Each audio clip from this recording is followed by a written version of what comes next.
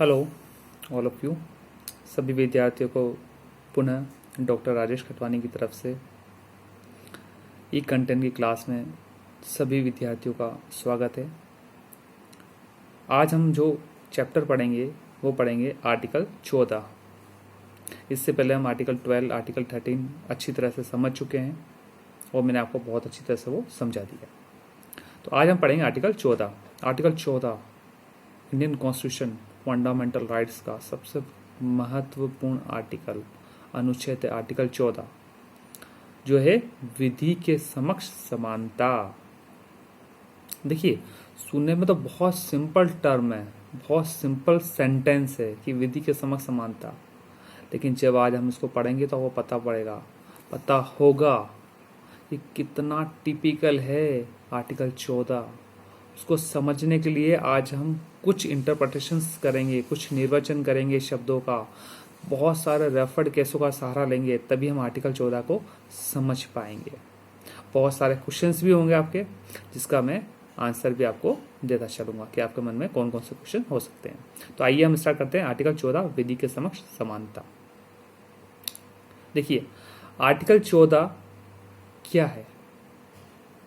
Article 14 विधि का शासन, जिसको हम रूल ऑफ लॉ कहते हैं, वो कौन सा आर्टिकल में दिया गया है? तो वो दिया गया है आर्टिकल 14 में। पूछा जाता है रूल ऑफ लॉ कहाँ बताया है? तो रूल ऑफ लॉ आर्टिकल 14 में बताया गया है। आर्टिकल 14 जिसमें विधि के समक्ष समानता, ये जो सेंटेंस लिया गया है, ये कहां से लिया गया है? ये लिया गया है ब्रिटेन से।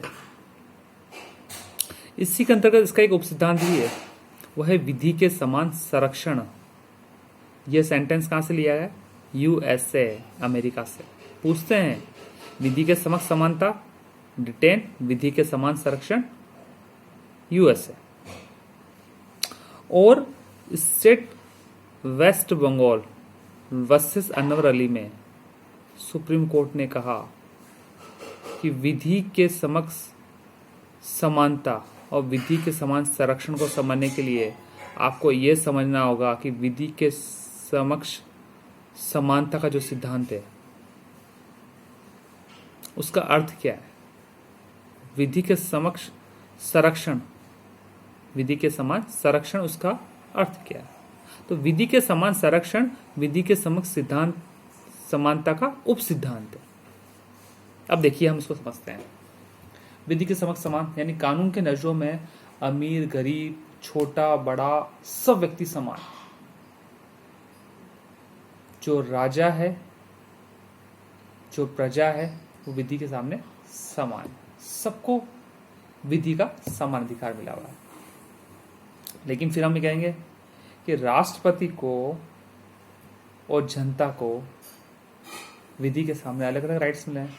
तो देखिए, राष्ट्रपति को प्रोटेक्शन क्यों मिला हुआ है? क्योंकि उसका पोस्ट संवैधानिक पोस्ट है, और जो संवैधानिक पदों पर बैठे हुए हैं उनको स्पेशल ट्रीट किया जाता है विधियों के समान संरक्षण के अंतर्गत। देखो, आज कॉन्स्टिट्यूशन संविधान निर्माताओं ने बनाया, राष्ट्रपति, उपराष्ट्रपति, प्रधानमंत्री, जितनी भी ये पद बनाए गए हैं, सुप्रीम कोर्ट, हाई कोर्ट, उनका प्रोटेक्शन भी करना है, उनका सम्मान भी करना है। अगर वो पद पे हैं तो उस पद की गरिमा को तो बनाए रखना है, और इसी गरिमा को बनाए रखने के लिए हमने विधियों का समान संरक्षण जो उप सिद्धांत है उसको यूज किया हमने। बाकी कानून की नजरों में अमीर गरीब, छोटा बड़ा, किसी प्रकार का भेदभाव नहीं है। विधि सबके लिए इक्वल है, रूल ऑफ लॉ सबके लिए इक्वल है। अब ये क्वेश्चन पूछते हैं कि रूल ऑफ लॉ किसने बताया? तो रूल ऑफ लॉ का जो सिद्धांत था वो डायसी ने प्रतिपादित किया था। अब ये रूल ऑफ लॉ का जो सिद्धांत है वो सिद्धांत है क्या? कोई भी व्यक्ति विधि से ऊपर नहीं है, कोई भी व्यक्ति विधि से ऊपर नहीं है। प्रत्येक व्यक्ति चाहे वो कोई भी हो, वो सब विधि के अधीन है। ये है रूल ऑफ लॉ। अब देखिए रूल ऑफ लॉ में डाइसी ने क्या समझाया और कैसे समझाया, हम इसके बारे में यहां पढ़ेंगे। डाइसी के अनुसार विधि के शासन का तात्पर्य मनमानेपन व निरंकुशता, विधि की सर्वोच्चता बनाए रखना है। यानी विधि की नजरों में कोई निरंकुश नहीं बन सकता है, विधि सबसे सर्वोच्च है और सभी व्यक्ति, देखिए मैं आर्टिकल 14 में बाबा एक शब्द इस्तेमाल कर रहा हूं, सभी व्यक्ति, न कि ये वर्ड इस्तेमाल कर रहा हूं सभी नागरिक। अगर मैंने नागरिक वर्ड इस्तेमाल कर लिया तो ये केवल भारत के लोगों के लिए होगा, लेकिन मैं यहाँ कर रहा हूँ सभी व्यक्ति। व्यक्ति शब्द को समझिए, व्यक्ति शब्द में कौन कौन आता है? व्यक्ति शब्द में फॉरेनर, इंडियन, लीगल पर्सन सभी कवर हो गए।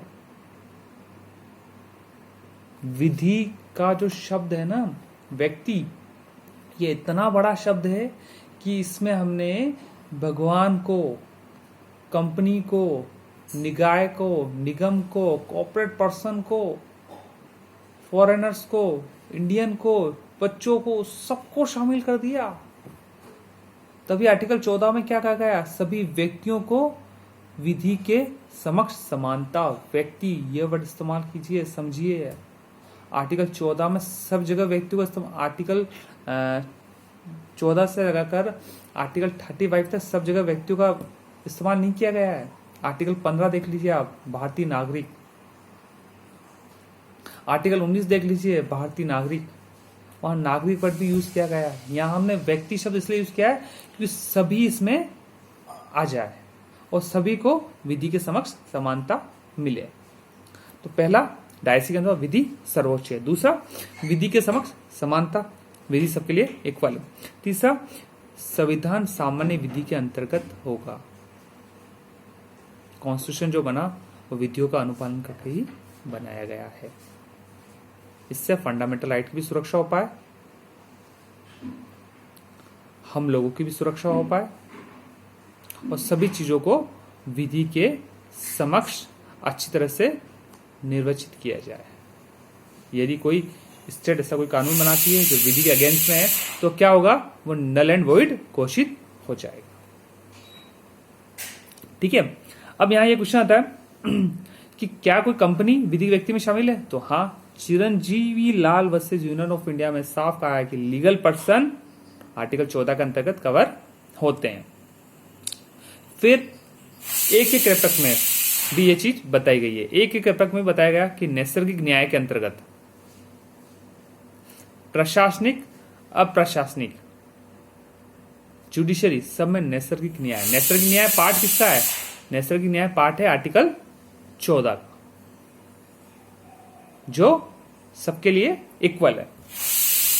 फिर आर्टिकल 14 की जो सबसे पहली व्याख्या हुई वो किसमें हुई? ईपी रुपया वर्सेस तमिलनाडु राज्य में। यानी समता का नया आयाम है ये।